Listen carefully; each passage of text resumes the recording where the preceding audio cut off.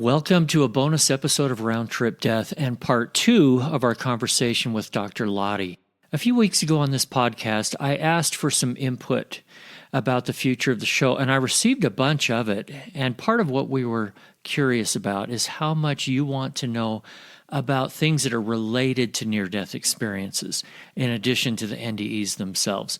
There are other things that seem a little bit out in the woo-woo, but do we want to be talking about those? And the consensus pretty much agreed with what Will and I were already thinking, which is that from time to time on one of our bonus episodes, we will get a little bit more off in the, quote, woo-woo, and talk about some other things that have some relation to NDEs. Today's one of those days. And we're going to hear about things like ancestral healing and medical mediumship. And we're also going to be talking about quantum theory and quantum entanglement and some things like that. And that might sound a little bit boring, the quantum stuff, but it's actually super interesting hearing about it from Dr. Lotte. So with that little bit of intro, let's get back to the interview. From the time that they pronounced me dead was a good 45 minutes. They cut my clothes and then they paddled my heart because my heart had stopped. And I could see people screaming and crying, but I didn't realize that was actually my physical body because I was somewhere else. The only thing that I could feel, if you can imagine, absolute love and peace. There wasn't anything else to be felt. I was greeted by people I had known in the past. I'm back home again. Incredibly safe and felt at home. Let's make a bit of a transition now. One of the things that I wanted to ask about before we get into some of the things that I found on your bio is, again, you just very briefly mentioned that for 12 years, watches didn't work. Tell me about some of those odd things that happened. I've heard some of this from other people too, and I think they're hilarious. Go ahead. So my watch died. I put my watch on, back in the September of 92. And after wearing it for a few days, it died. And we didn't have cell phones back then. So I never knew what time it was because my watch died. And I was like, okay, well, when I get better, I get a watch. Well, it literally took me 9 months before I had the strength to take my kids, walk inside a store, buy a watch and leave. Because I was, had so little blood, because now I was going into the bone marrow suppression that I wasn't aware that was happening. So I buy this new watch. I wear it for, about 5 days and it stops. I said, wow, that was so much work to get that watch. I can't believe I had to go back now, return it. So mustered up some more strength, on a good day. We went back to the store and I returned the watch. I said, I don't know what's wrong, but it stopped. They were, wow, this is weird. We haven't gotten any other watches back, but go pick out a new one. So got a new watch, came home, wore it for 5 days and it stopped. Said, wow, again, like this has got to be some problem with the, quality control and manufacturing. I mean, it's the same brand. Brought the watch back and they were puzzled again. No, we haven't gotten any other watches back. And I said, all right, I'll get a different brand this time. Got a different brand watch, went home, wore it for 5 days. It stopped. So then I tell my friend what had happened and she just started laughing and she said, it's not the watches, honey, it's you. I said, what do you mean it's me? So I said, all right, return the watch and got another one. But that first year, it took an entire year for my watch to tick for 1 month. So after 1 year wearing that watch, my watch ticked for a month before it died. So by the time my daughter was 3.5, I had 16, 17 watches in my top bureau drawer. And I always got the watches with a second hand because it was the only way I would know if it was ticking. Because after lying in the drawer for a while, some of the watches would start ticking. So I would just rotate, hold the watches up. Oh, this one's working. I can wear this one. So I would wear that for like a few days. And then he would stop, put that one back in the drawer, get another one. And that's how it was. So they would eventually come back to life. That is so funny. What do you make of that? Since you know quantum physics, does that have something to do with it? I think so. So it took me 12 years to have my watch tick for 12 months. So for every year, it like increased a month. So after 2 years, the watch ticked for 2 months. After 3 years, the watch ticked for 3 months. So it was a longer and longer. And after 12 years, it ticked almost to the day 12 months. And at that point, I stopped wearing watches for a while. I said, that's it. I'm healed. That's when I got the message I need to go to medical school. And it was 12 years. It was this big transition. My whole body all of a sudden came back into functioning. But I think that, what happens, there is something we are energy, right? We are energy that's vibrating at a slower speed. And when you're outside your body in spirit form, you're at a higher frequency. When you go back into this world, it's very heavy because everything vibrates at a slower speed. So when you have these experiences, there's something that happens energetically. We are magnetic beings too, right? So we measure the heart rate. We can put all these electrodes on your brain, on your heart to measure the electricity in our body. When you go through these major events and you're also sick, there's obviously something that happens to that. And when you think about when we're sick, there's something in your body that's not vibrating at the right frequency, and it creates that disease. So when you're having all these, you're out of your body, and then you come back to your body, and then you're really sick, things aren't going to be vibrating at the normal level. And I think that's my opinion of what interferes with things. So when my daughter was 1, I walked by the television and the television turned on. And I said, wow, it's like you, Grandma, looking around the room thinking, oh my gosh, why is that turning on all of a sudden? So I'm thinking, well, my kids, my oldest boy was just turning 7. My other son was 4.5. And my daughter was 1. And I said, well, maybe they're playing a prank on me. Maybe the kids have the clicker. They were playing right outside with some other kids. Nope, the kids are on the other side of the courtyard, playing outside the neighbor's door. And I said, okay, probably it's a neighbor that's watching TV. And when they turned on their TV, they have the same TV we do. And maybe they aimed the clicker, it went through the window and it hit my TV, and that's how it turned on. I went to 8 neighbors' doors all around me, rang their doorbell. Hey, are you home? Are you watching TV? No, I'm not watching TV. They probably thought I was crazy. This is like the atheist coming back out, or definitely the scientist anyway. Right. I just couldn't accept, those things. I was like, what's happening? So I was like, okay, nobody's watching TV. That's just really weird. Some fluke, some electrical discharge. I come in, walk by the television, turns back on. I was like, okay, there's definitely something that happens, right? And now I know from listening to other people's stories, people get mad and the light bulb explodes, and lights blink on the street when they're walking on the street lights and things like that. So there's definitely something that happens with, the way our physical appearance are, right? Because we're just energy in the end.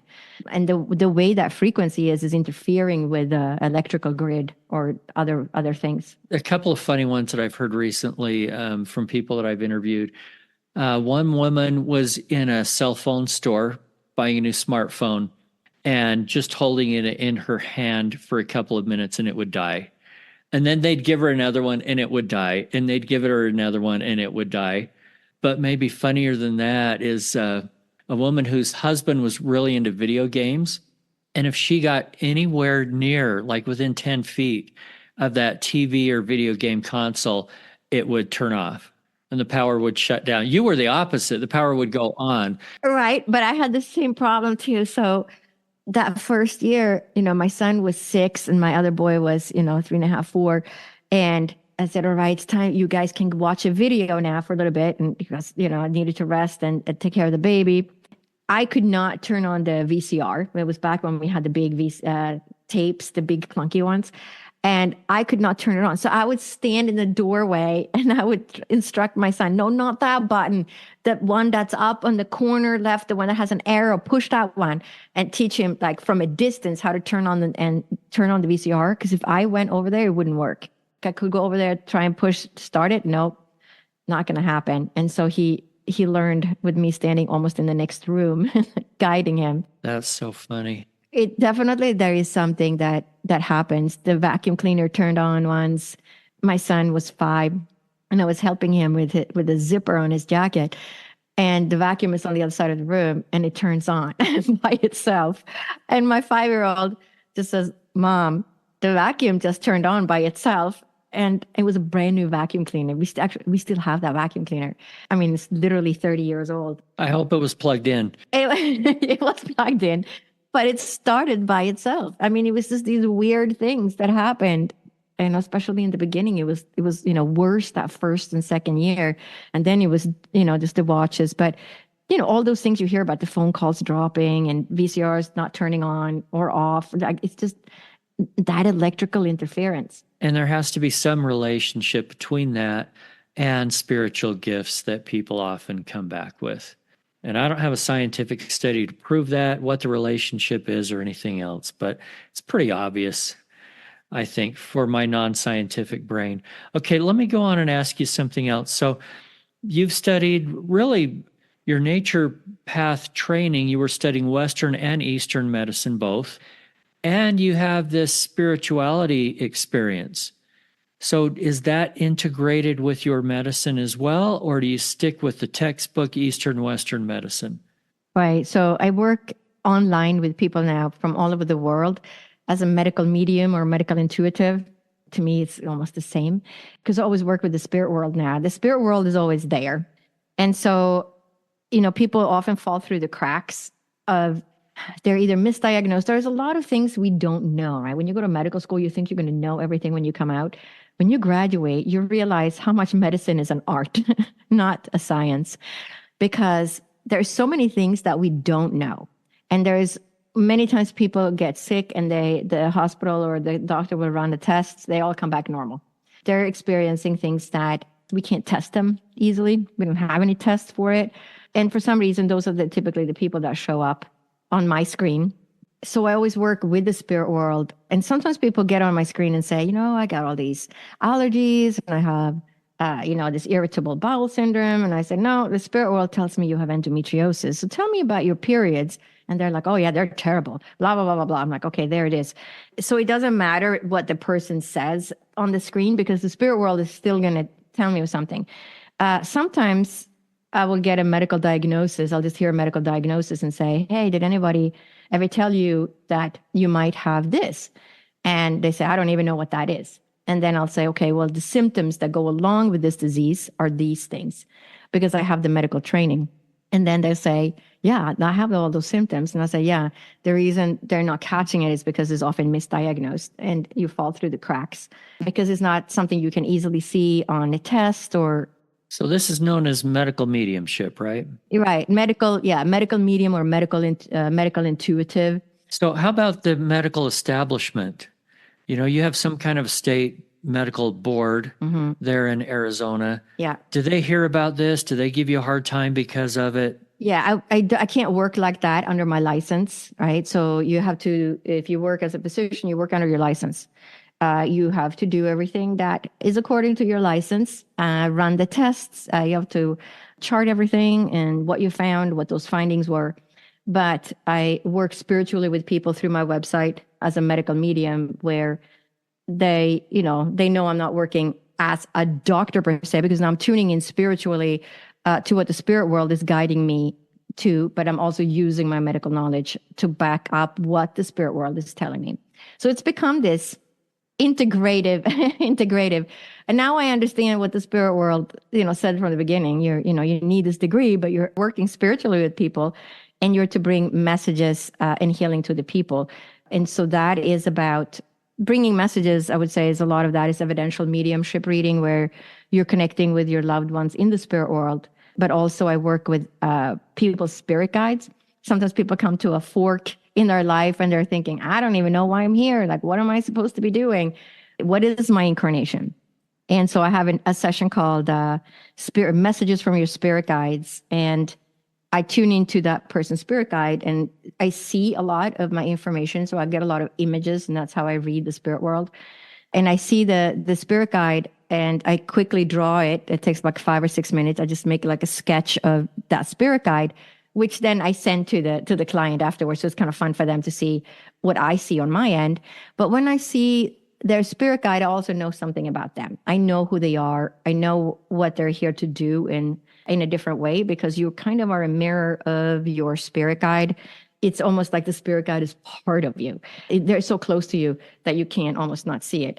But when I see the spirit guide, I also know something about them and why they're here and what they're here to do and what kind of person they are. And so it can help people figure out what they're here to do. Sometimes it could just be, like a message, you need to do this more, or you're not taking care of yourself, or whatever it is that is not going well. Okay. All right. What is ancestral healing? Yeah. And ancestral healing so it came about, I was doing mediumship readings. So I'm connecting with the spirit world, connecting with grandma or grandpa or mom or dad. And I had a couple of readings in a row that were almost identical, to the point you're thinking, what is this? Why am I getting the same reading with every client for several days in a row?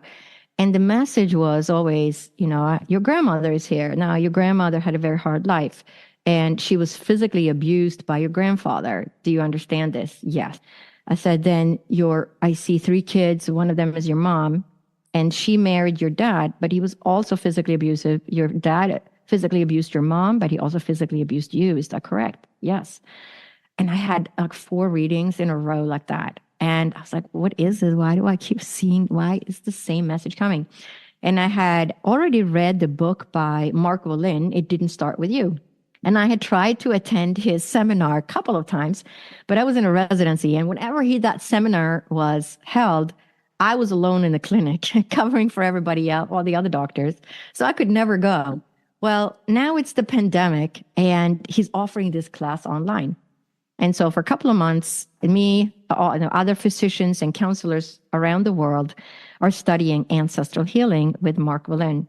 I learned the patterns of the ancestral healing and how things actually get passed down. So the traumatic events that were unresolved by your ancestors and swept under the carpet. So when you say, why don't we ever talk about Uncle Billy? And your mom says, shh, we don't talk about Uncle Billy. Now, something is up with Uncle Billy. He did something, or there was some trauma there that got swept under the carpet. We don't talk about it. Those are the things that get passed down to the next generations. And I would say we all take a few of them. So maybe Uncle Billy did 6 things that were unresolved. You carry 1. Your sister carries 1. Your brother carries 2, and some other sister carries 2. So you divided them up between yourself. Oh, I'll take this one.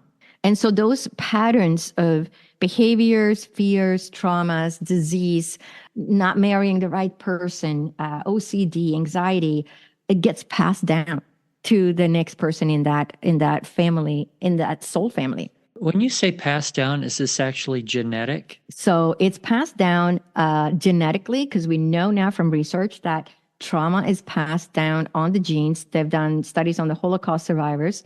And we can see that it's passed down on the genes. We know it goes to the grandkids already. In a few years, we'll say great-grandkids, right?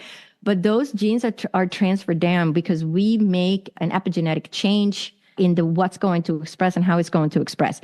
So if you had a grandpa that served in the war, and every time those sirens went off because their airplanes were coming in and were going to bomb, he thought, this is the day I'm going to die. And so he now changes his expression of his genetics to warn his future offsprings that when you hear the siren, you take cover. That's danger, right? So now it's not war anymore. And he survives the war. He has kids, and then his kids have kids. So now you have a granddaughter. The granddaughter has a panic attack every time she hears a siren, like an ambulance, a fire, police, any kind of siren. She has a panic attack. But she has never had a traumatic experience herself. Why is it that she has a panic attack when she hears the sirens? That's because epigenetically it was passed down from grandpa, the danger. And there's research that have been done on that, like epigenetic inheritance of odor fear conditioning. That was published back in Nature Science back in 2013. And it was a study that was led by Brian Diaz. And they took mice and they exposed them to a cherry blossom smell. Every time the mice smell the cherry blossom smell, they would get an electric shock. Well, of course, the mice learned to fear the cherry blossom smell. They're like, cherry blossom smell, take cover, we're going to get an electric shock. Then they took the sperm of that male mice, artificially inseminated the female mice, and her baby mice were fearful of the cherry blossom smell. They had never been in contact with the cherry blossom smell. They had never received an electric shock, but it was transferred down. And so we know this from humans too, and they've identified genes. I know the FKBP5 gene is one of the genes in the human that is transferred down. But, as the research goes on, I know more genes have been discovered already. But it's transferred down on the DNA, but also it's transferred down through quantum physics. So that grid that I saw during my near-death experience of how everything is connected to everything else, that is quantum entanglement. And so we are entangled with our ancestors through quantum entanglement. And if you go back to the Nobel Prize winners last year, there were 3 physicists that received the Nobel Prize in physics, where they showed that if they have a pair of atoms and another, like pair A of atoms, pair B of atoms, they take one of the atoms from pair A and one of the atoms from pair B, they put them together. Now those 2 atoms have met. But the other 2 atoms in the pair that have not met are now entangled because 2 of the atoms met. And so whatever happens to atom A is going to affect atom B, and it's going to affect the ones that never even met because of the entanglement, right? So we have the entanglement through time and space that is instantaneous. And that is, faster than the speed of light. That is the spooky action at a distance that Einstein talked about. But we are entangled with all the people that you come in contact with, all the animals, all the plants, the trees, the earth, the people in the spirit world. You are entangled with that, but you also carry it on your genes if there is trauma from your ancestors. My poor little brain is sort of exploding right now. Tell me if I'm summarizing this correctly in the simplest terms I can use. Trauma that one of our ancestors had may be passed down to us. Trauma we have may be passed down to children, grandchildren, great-grandchildren, etc. That's a scientifically proved fact now.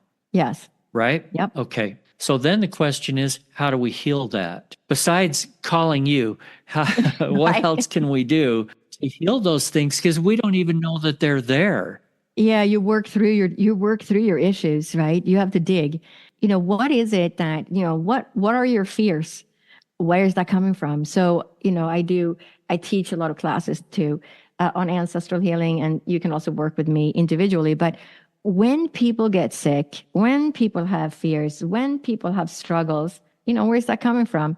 And sometimes we don't see it. I work with physicians, counselors, psychotherapists that come to me, and then I point out to them what the problem is, and they kind of laugh and they say, wow, it's so interesting. I do this for other people all day long, but I couldn't see it for myself. And I think it's very common because we are in the forest. We are so deep in the forest, we can't even see the trees. It's just, we're tied into that, our own experiences emotionally. And it's difficult to take that bird's eye view of your own family, your own experiences. That's why it's so much easier for somebody else to see it, right? Even if you're a psychotherapist, counselor, or physician, you're not going to see it because I work with them. They're my clients also, and they can't see it either, even though they have that education. Because I think it's just difficult when it's your own issues. Sometimes you need somebody else to help you untangle that, right? Yeah. So let's say I have a fear of heights, and maybe my great-great-grandfather fell off a cliff and broke his leg or something. Mm-hmm. Okay. How do I get over that? You have to figure out where it comes from. Is it, so you look at your history, who fell off a cliff and broke the leg, right? That was grandpa. Okay, now you know that you merged with that, but you carry, your subconscious mind does this thing where it merges with your parents' experiences and other people's experiences. You repeat, your subconscious mind helps them carry that burden. That's how they look at it in ancestral healing. So we don't take it on because we want to carry the burden. No, we do it out of love for that person. But it doesn't matter if your parent was a loving and kind person or they were not a loving, kind person, because when you're an infant and a toddler, you're dependent on that caregiver. And you try to do things right and help that person because you have unconditional love for that caretaker. Without that person, you're not going to live. You're not going to have food. You're not going to have a place to sleep. Right. So it's that entanglement of merging with things. But sometimes it's hard to figure out where it's coming from unless we, untangle it. But you always work with adults. If somebody comes to me and says, my teenager has this problem, it's not the teenager's problem, it's the adult's problem. So you work with the mom and the dad to try and figure out where that is coming from. Why is this child having OCD? Why is this child having issues or being afraid of certain things. Well, it's coming from somewhere. Everything comes from somewhere. It's all energy in the end. All right, we need to wrap up. Give me one last thought for everybody, and it can be on this topic or back to the NDEs, anything that you've learned that can really give somebody hope today. I would say, we are all one. We are all connected. It's one human race. We are part of the earth. We are not living on the earth. We are part of this entire magnificent creation. So we are all one, and we're all connected, and it's all divine. And so is every listener that's listening to this show today. Thank you very much. Dr. Lotte, appreciate you being with us. Thank you for having me. Thanks again for listening and sharing this podcast. Don't forget to hit the follow or subscribe button and sign up for our newsletter at roundtripdeath.com. If you want to share your near-death experience, or if you have questions or comments about the show, send an email to eric@roundtripdeath.com. Until then, I wish you everything good that you're looking for in this life and the next.